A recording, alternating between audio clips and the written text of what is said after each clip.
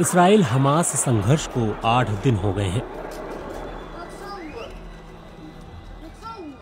इस संघर्ष में अब तक 1300 से अधिक इसराइली और 2300 से अधिक फलस्तीनी मारे जा चुके हैं। इसराइल की सेना गजा में जमीनी अभियान चलाने के लिए सीमा पर तैयार खड़ी है और गजा में रहने वाले लोगों को उत्तरी इलाका छोड़ देने की चेतावनी दी गई है। फलस्तीनी, इसराइली और मध्य पूर्व के मीडिया के अलावा दुनिया भर के मीडिया की कवरेज इससे जुड़े घटनाक्रमों पर ही केंद्रित है। इसराइल के हारित्ज अखबार ने एक खबर का शीर्षक दिया है, इसराइल सरकार से वंचित आघात झेल रहा एक देश।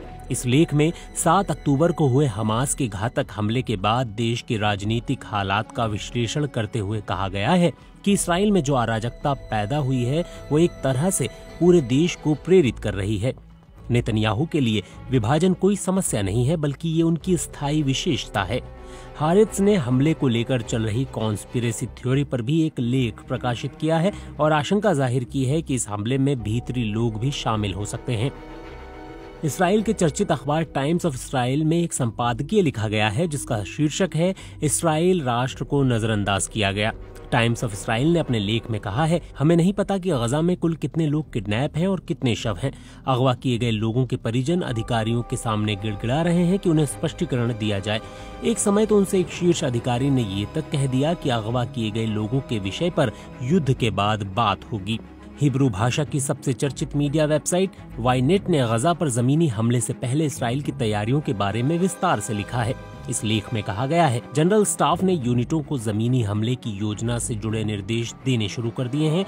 तब तक एयरफोर्स हमास के कमांड सिस्टम और जवाबी हमले की क्षमता को नष्ट कर रही है।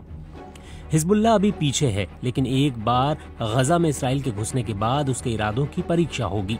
इसराइल की रक्षात्मक क्षमता को पहुंची चोट की पृष्ठभूमि में अमेरिका से मिलने वाली मदद बेहद महत्वपूर्ण है। अमेरिका मिसाइलों को इंटरसेप्ट करने और ईरानी मिलिशिया पर हमला करने के लिए तैयार है ताकि IDF गजा में अपने अभियान पर ही केंद्रित रहे। फलस्तीनी मीडिया में इसराइली हमलों में मरने वालों की बढ़ती संख्या, गजा में पैदा हो रहे मानवीय संकट और वैश्विक प्रतिक्रियाओं का जिक्र है।